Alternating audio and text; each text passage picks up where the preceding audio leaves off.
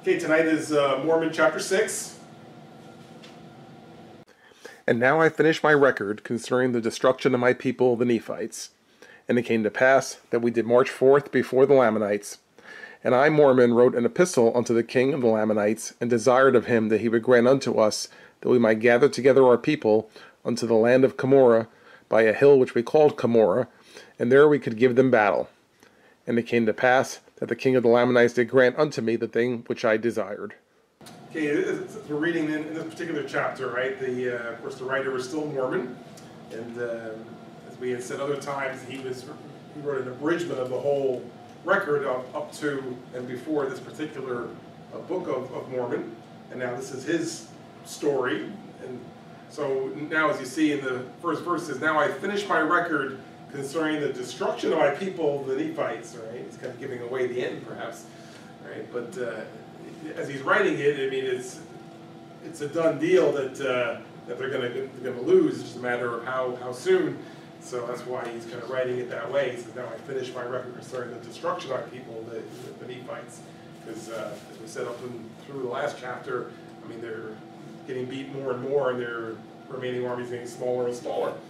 Okay, so in order to finish this off, it says now he wrote an epistle to the king of the Lamanites, and he invited them to a party here. He invited them to a battle in a land called Cumorah, by a hill which they called the Hill Cumorah, right? And in order for it to have another battle. Now, if you remember, it was another time that they kind of exchanged notes, and back then that was like a challenge where the king of the Lamanites was saying, "Hey, we're coming after you. We're going to have a fight with you." And so then the Nephites prepared, and they were able to beat them back that time. But at this point, it's so one-sided, it's so lopsided that it's just a matter of Mormon. The only thing he's asking is, give us a chance to get everybody together, and then we'll have one more battle, because I guess what few people were left were maybe scattered around, and so now they're going to gather together for this battle here at the Hill Cumorah. All right, so it says that the king of the Lamanites, of course, did grant that, and so this was going to be the scene. They're going to have one last battle at the Hill Cumorah. And it came to pass that we did march forth to the land of Cumorah, and we did pitch our tents round about the hill Cumorah, and it was in the land of many waters, rivers, and fountains, and here we had hoped to gain advantage over the Lamanites.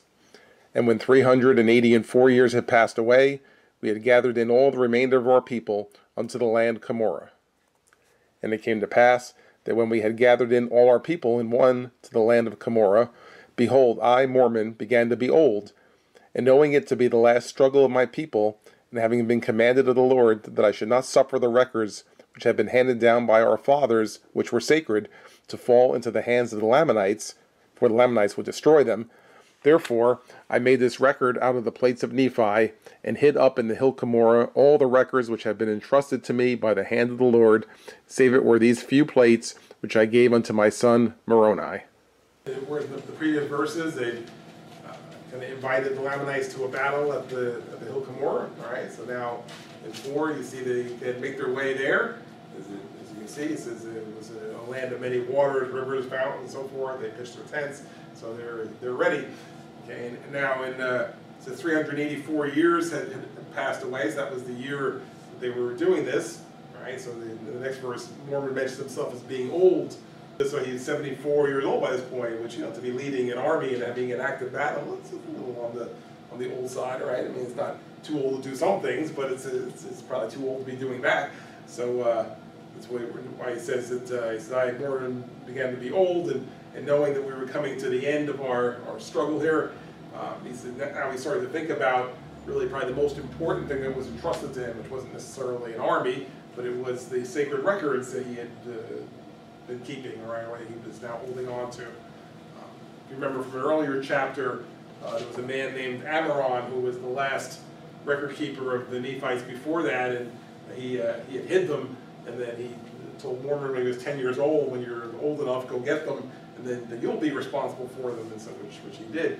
So he's got these, and knowing that, all right, if I don't do something with these are at risk, because the Lamanites certainly aren't going to hang on to this, so they're going to destroy it all, and that's now like 1,000 years of records that have been kept by the Nephite nation, and so there are a lot lot of sacred records that God has wanted kept, so he doesn't want them to be destroyed.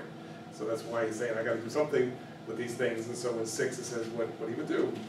It says he hid them up in the hill Cumorah, right? So this is hill Cumorah where they were going to have this battle, is where the records were going to be hid. It says that, except for a few, he, I guess, wanted the record to continue. I mean, on beyond that, right? So he held out maybe a small portion and turned it over to his son Moroni, right? And said, so you continue the record however much longer we're going to be around. You continue the record on this little part, and all the rest we're gonna hide away. So this way, at least all of that is hidden. So I guess they're willing to risk maybe a little bit of it, for maybe the most recent past, but the large bulk of the records were now hidden away at this point.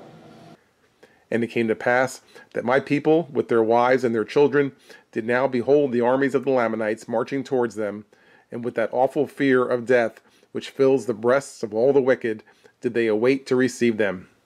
And it came to pass that they came to battle against us, and every soul was filled with terror because of the greatness of their numbers. And it came to pass that they did fall upon my people with the sword, and with the bow, and with the arrow, and with the axe, and with all manner of weapons of war.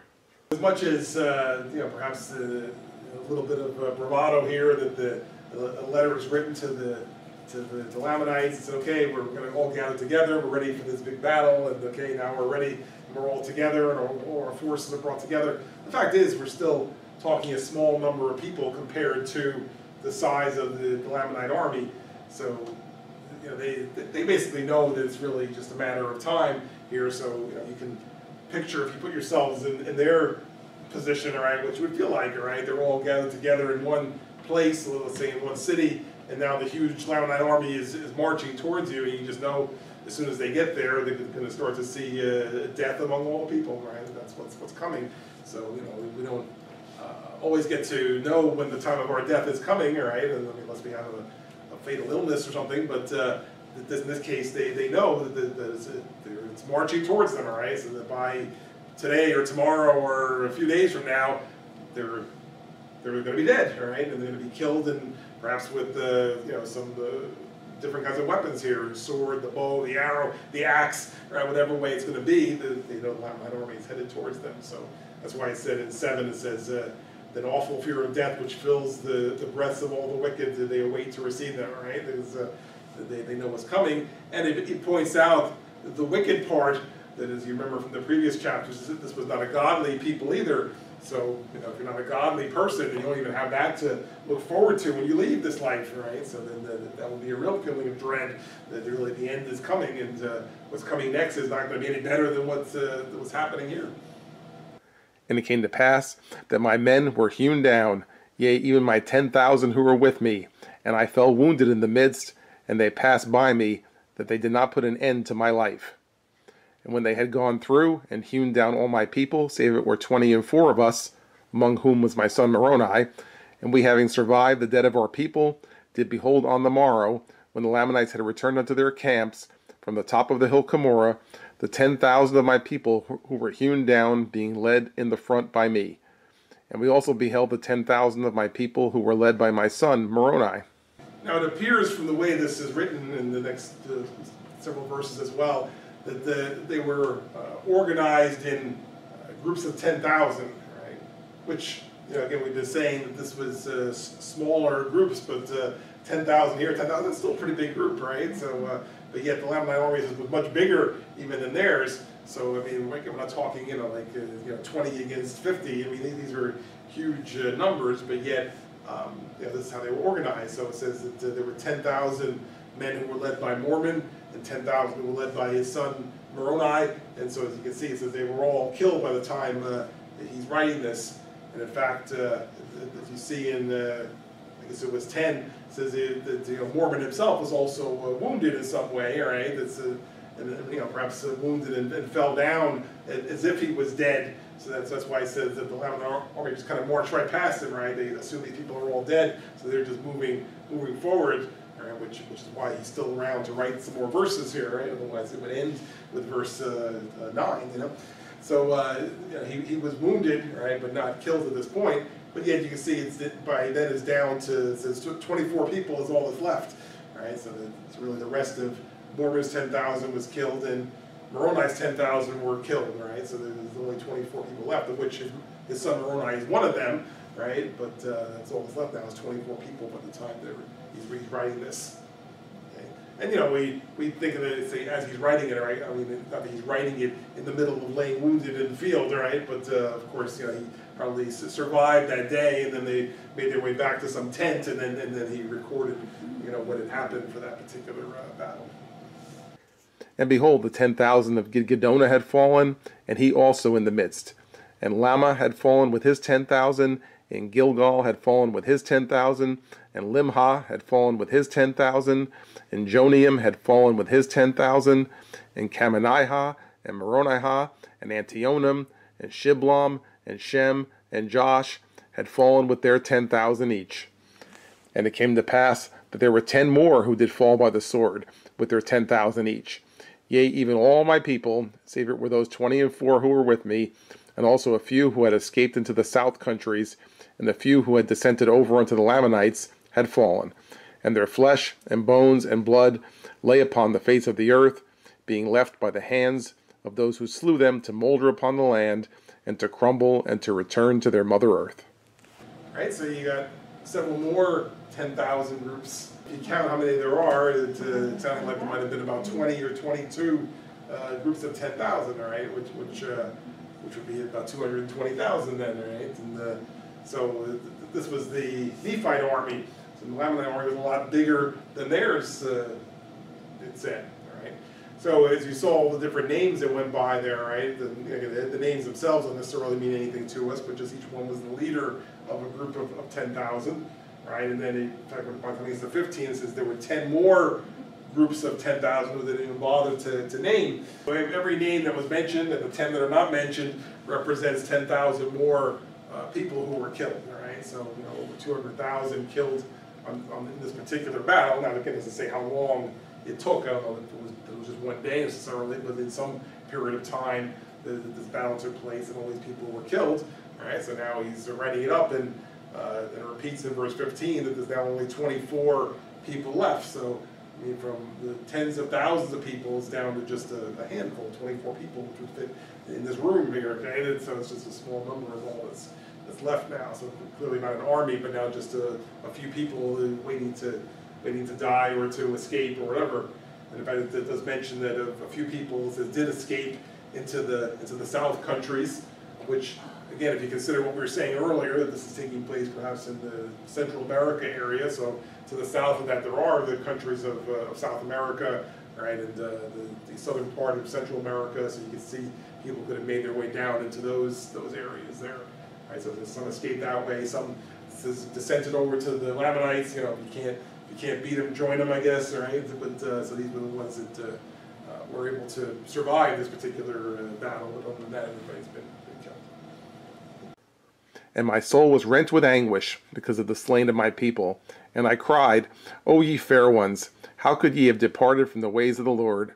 O ye fair ones, how could ye have rejected that Jesus who stood with open arms to receive you? Behold, if ye had not done this, ye would not have fallen. But behold, ye are fallen, and I mourn your loss. As Mormon is writing this up, you know, as you can imagine, I mean, it's not just, oh, well, we lost this many people. I mean, these were real people, and in some cases, people whom he knew, right? Not certain that he knew the whole 200,000, but he knew some number of the people. And so that's why it says in 16, my soul was rent with anguish because of the slain of my people. Right? And if you recall from some of the earlier chapters, it says that God had offered to the people that if they would repent and be baptized and so forth, that he would preserve them. So they were given the opportunity to either save their lives and save their souls, but they had no interest in that.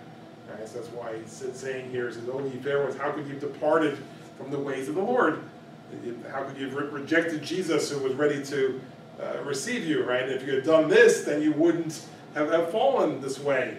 Right? But you refused, you rejected the Lord, and now you've fallen, and it says, I mourn your loss, right? So he's had to witness that happening, and you know, you can imagine that would be a difficult thing. You know what you have to offer is something that would saved the people, and they don't want it, and then they receive the consequences. They were all killed in this horrible way, and so now Mormon's looking at them saying, oh, if only you had listened to me, if only you had accepted what I said, that this wouldn't have happened, but it has happened, and now I have to stand here and watch what's happened and see that you won't be killed in this way. O ye fair sons and daughters, ye fathers and mothers, ye husbands and wives, ye fair ones, how is it that ye could have fallen? But behold, ye are gone, and my sorrows cannot bring your return. And the day soon cometh that your mortal must put on immortality, and these bodies which are now mouldering in corruption must soon become incorruptible bodies. And then ye must stand before the judgment seat of Christ, to be judged according to your works. And if it so be that ye are righteous, then are ye blessed with your fathers who have gone before you. Oh, that ye had repented before this great destruction had come upon you. But behold, ye are gone, and the Father, yea, the eternal Father of heaven, knoweth your state, and he doeth with you according to his justice and mercy. And addressing everybody, both male and female, it says sons and daughters, fathers and mothers, husbands and wives, and so forth. Right? It says, now you're all gone. Obviously, no matter how sad I am, can't bring you back. Right? So now you've gone beyond this existence. Right? You've gone out of this life to the life to come, and so now you're in the hands of God. Right? And it says in 21, it says the day soon comes when you're mortal must put on immortality. Right? And then you stand before the judgment seat of Christ to be judged according to your works. And of course, as we always say, if you're righteous, then you're blessed to go on to a better place, right? And if not, then you're not. When you consider again 200,000 people, right? That in fact, really 200,000 soldiers. So I mean, that even represents for families as well. So I mean, it's certainly conceivable that somewhere in that group there was people who were righteous, but whether there was or there wasn't, I mean, it's not up to us to cast judgment upon everybody and say, all you people are condemned, right? It's not really up to us. I mean, it's every single person is between them and God. So, I mean, we don't necessarily know what a person's relationship with God is, or whether they perhaps sincerely repented before they died, even if they lived a not righteous life. Perhaps, before they died, they still repented in some way, and God recognizes that. We just don't know. So, and it's not up to us to know. We don't have to decide who's going where. So he's just saying, in general, this is what we would always say, that everybody stands before the judgment seat, and those who have their names written in the Lamb's Book of Life, they're going to enter in, right? And those who do not. Right? And so whose names are there, really only God knows. I mean, we try to keep track of them somewhat in the church. People who are baptized, we assume their names are written in the Lamb's Book of Life, right? But we don't know every name that's in there, obviously. There's lots of other people whose names are written in there too, so only God knows whose names are written in the Lamb's Book of Life, and that's who really gets to go in, and so he knows. We leave it up to him to decide. But then, in 22, as he's, still remembering that for the most part everybody's been pretty much the wicked this way, he says, oh, if you had repented before the great destruction came, then it would have been different, but it's now you're gone, and now it's up to God. As it ends it there, it says, he doeth with you according to his justice and mercy. So you're in the hands of God, and so God will determine now your final resting place. And while you were here, you had the chance to influence that by repenting and so forth, right? But now that opportunity is gone, and if perchance some of you took advantage, that's great, but otherwise now God has to deal with you in the way that he deals with the souls when they leave this life.